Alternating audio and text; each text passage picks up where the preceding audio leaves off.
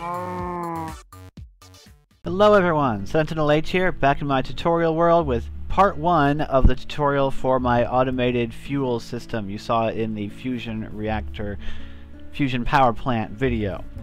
So let's get right into it. This episode we're going to build it, and next episode, which is going to come out right after this, we're going to configure it because they both take quite some time. So here I have a 6x3 pool of water into which I'm going to place 9 aqueous accumulators. I don't actually know if you need to have 9. All I know is that this is what I have in the fusion reactor and it works fine. You might be able to get away with less. You could mess with it if you want. To this, I'm going to add my liquiducts.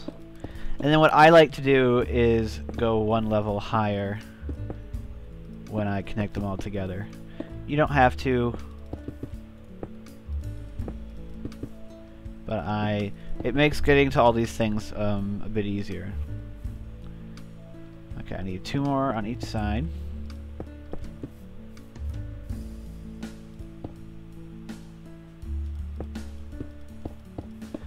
For a total of 10 blocks long, 3 blocks wide. Then take your wrench and whack the tops of these to connect them.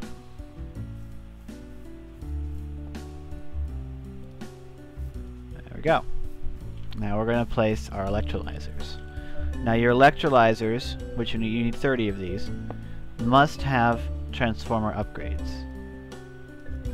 Place a transformer upgrade and an HV transformer upgrade. Very important. Without these, it'll explode. So we have 2 transformer upgrades. If you're in creative mode, you can do what I just did, but if you're in survival, actually building this legitimately, sorry to say, you're gonna have to place all of these and individually add the upgrades.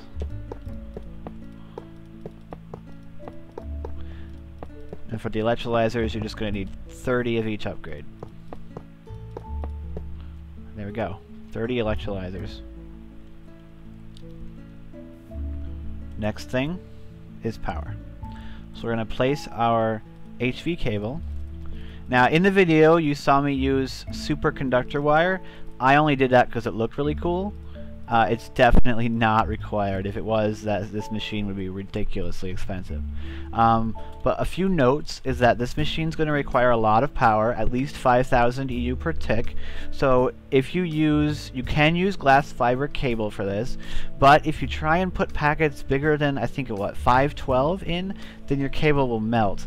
So you can do that. You'll just have to have a lot of inputs, separate power inputs, like 5, I don't know, you need like 10 MFSUs feeding into this. If you use HV cable and extreme voltage, you can get away with a lot less.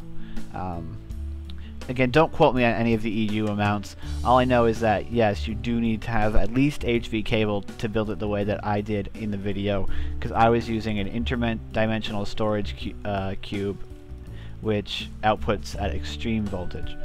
So once you've chosen your wire, place it like I'm doing right now. Just make the wire one wider on all sides than the electrolyzers, and this works out perfectly to size to allow you to place 60 overclocked industrial centrifuges.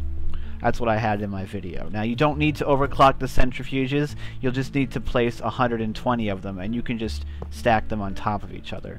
So you can either do 1 layer of 60 overclocked centrifuges or 2 layers of non-overclocked centrifuges, whichever one works better for you. But again, you have to put upgrades in them, the transformers, and you need to put 2 regular transformer upgrades, 1 HV transformer upgrade, and I forgot my overclocker upgrade.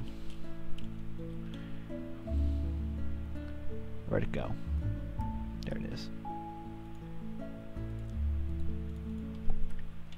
And then 1 overclocker upgrade. Now, if you want, you can overclock these more, and every time you overclock these, you'll need half as many. But every time you overclock these, they'll use twice as much energy. And we don't like that, because that's going to make this machine eat up a lot of the power that you're producing from your fusion reactor, and Yep, just making sure. And we want to get as much of that out as possible. Now, of course, if that was your goal, you could do this in a probably a less efficient, more energy saving way. But this machine, I think, is a good size. And I like to use the Applied Energistics. It takes the guesswork out of it. But, you know, Applied Energistics will steal some of your power. We'll get to that in a minute. Okay, so that's your overclocked centrifuges for the deuterium. You're also going to need non-overclocked centrifuges with your three upgrades.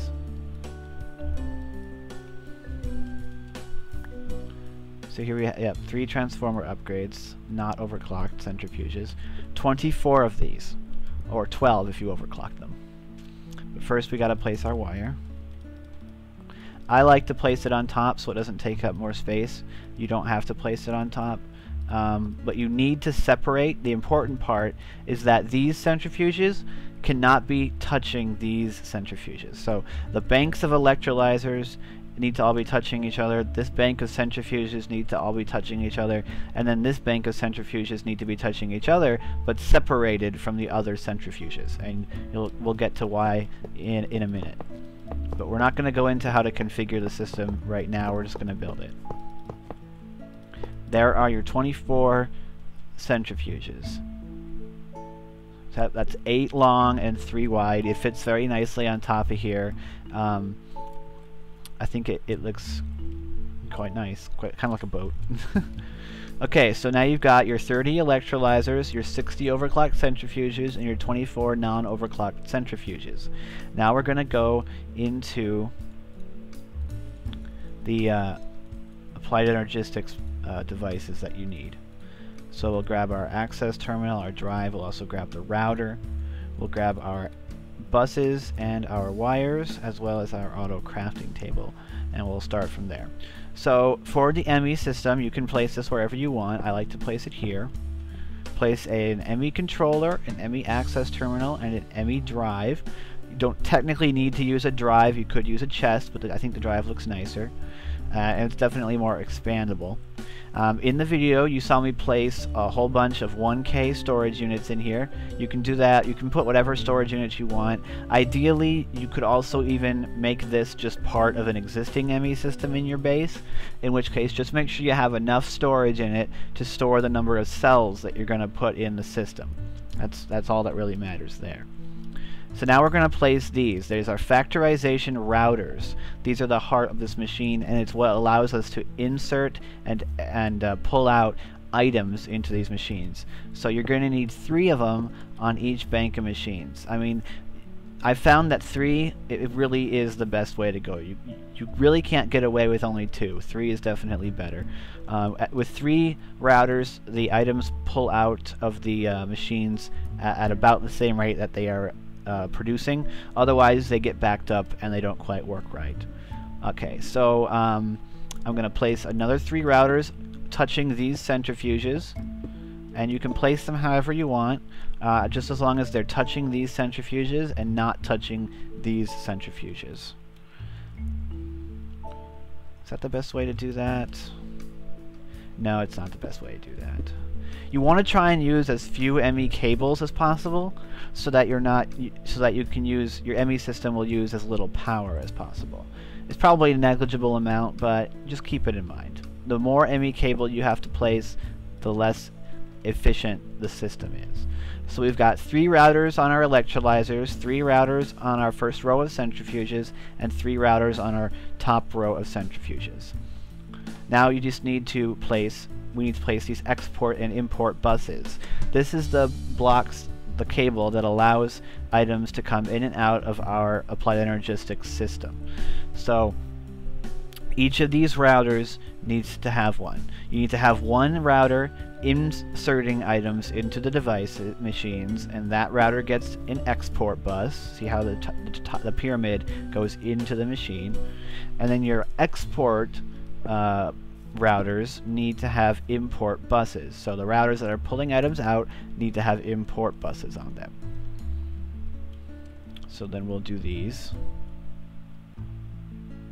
Put that there. and make sure that you click on the machine it's going to, because that's the way it'll go. And then I'll place an import bus here, import bus here. Now this isn't the exact way that I laid out the one in the video. I think I placed these machines up here, but you know, it doesn't really matter. You can put these however way you want, and whichever way connects these wires up, that's all that really matters, is that they all connect to each other.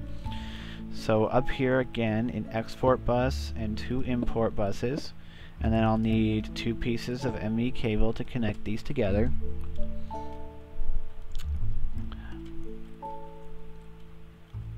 Alright, and now we're going to place another block that I forgot to pick out, and that is the ME level emitter. And we'll go into how this all works and setting these things up and configuring them in the next video, next part of this. But you're going to place a level emitter against this export bus at the top of, at your uppermost centrifuges. Now we're going to place an auto crafting table down here, and then I'll place an export bus on one side and an import bus on the other side. Okay, now we're done with these.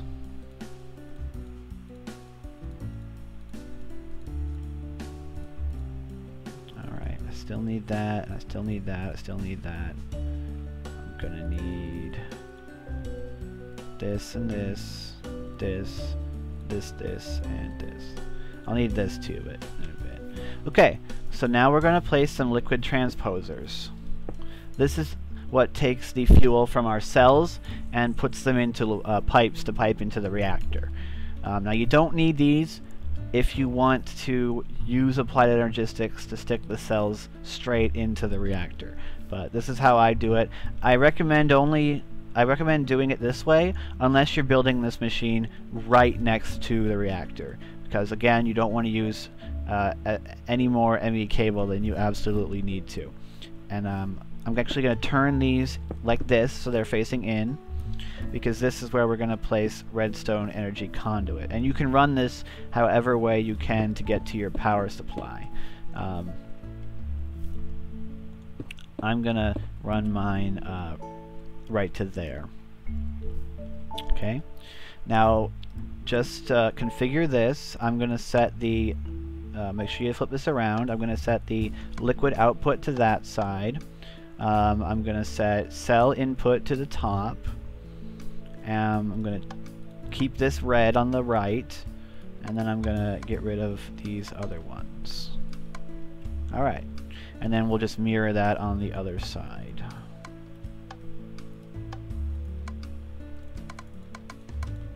There. Oh, whoops. No, that'll work fine. Now we're going to grab an ME interface and we're going to place it here underneath this, right next to each of the transposers. And yep, I messed up. So instead of putting the red output here, we're going to put it on the back.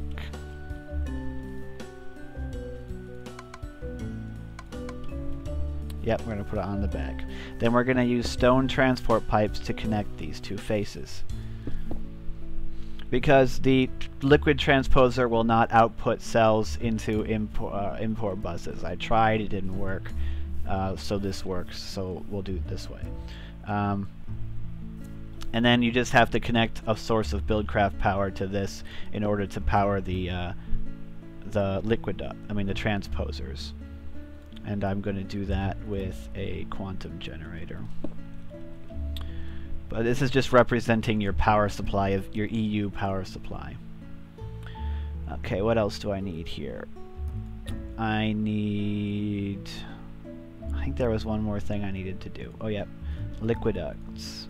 And then I'm just going to place some liquid ducts here with some quantum tanks representing the fusion reactor, pulling in the fuel. Okay guys, so the machine is completely built. This is all the blocks that you need to place and all the connections that you need to make. In the next episode here, I'm going to show you how to configure all of these things so that the machine will actually work. So I hope you're enjoying this. I'm SentinalH, and I'm signing out.